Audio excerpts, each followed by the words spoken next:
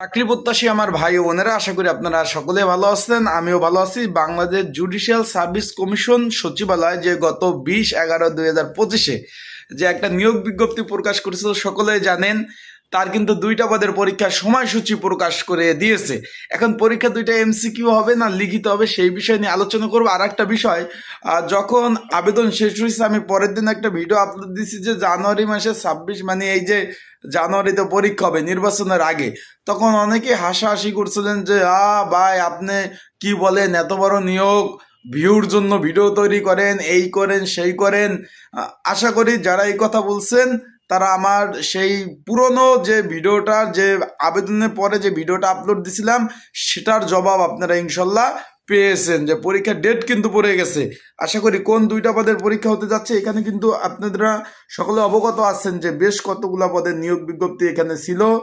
কি কি পদে ছিল? অফিস সহক 400+, জারিকারক 157, গাড়ি চালক 22টি এবং অফিস সহকারী কাম কম্পিউটার মুদ্রক্ষিক ছিল 253টি, বেঞ্চ সহকারী 35টি এবং সাত মুদ্রক্ষিক কাম কম্পিউটার অপারেটর 284টি।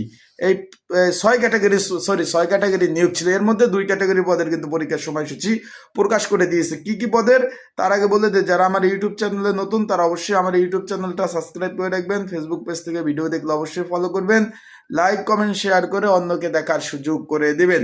এর মধ্যে 2টা পদের পরীক্ষা অনুষ্ঠিত হবে এবং পরীক্ষা এমসিকিউ হবে না লিখিত হবে, তা বলে দেবো। তার মধ্যে একটা পদ রয়েছে গাড়ি চালক, যেটা 22টি শূন্যপদ ছিল। যারা আবেদন করেছেন তাদেরও কিন্তু পরীক্ষার সময়সূচি প্রকাশ করে দিয়েছে। গাড়ি চালক যারা পদ রয়েছে তাদের পদের পরীক্ষা হলো আগামী 3/1/2026। আবার বলতেছি, আগামী 3/1/2026 সকাল 10টা থেকে 11টা পর্যন্ত কিন্তু পরীক্ষা অনুষ্ঠিত হবে।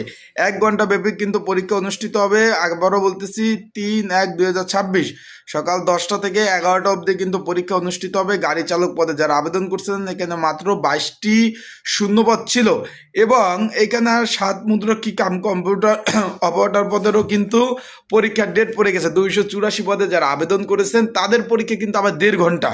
তো তাদের পরীক্ষা কিন্তু আবার ভাই 3টা থেকে 4টা 30 পর্যন্ত কিন্তু পরীক্ষা অনুষ্ঠিত হবে। যারা পরীক্ষার্থী রয়েছেন 7 মুদ্রক্ষী কাম কম্পিউটার অপারেটর 284 পদের, এটার পদের অলরেডি আপনারা কিন্তু তারা নোটিশটা প্রকাশ করে দিয়েছে, নোটিশটা দেখেছেন। এখন যারা পরীক্ষার্থী রয়েছেন এখানে পরীক্ষাটা ভাই লিখিত পরীক্ষা হবে। এই পদের পরীক্ষাগুলো লিখিত পরীক্ষা হবে। তাই যারা লিখিত পরীক্ষার প্রিপারেশন প্রস্তুতি মূলক সাজেশন প্রয়োজন আছে, স্ক্রিনের উপর যে হোয়াটসঅ্যাপ নাম্বার রয়েছে এই নাম্বারে যোগাযোগ করতে পারেন।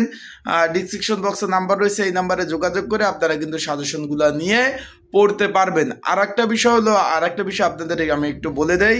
এখানে যে অফিস সহক, জারিকারক এই পদগুলো তো বেশি নিয়োগ, বেশি আবেদন পড়েছে। এগুলো কয়েকদিন পরে পরীক্ষা অনুষ্ঠিত হবে।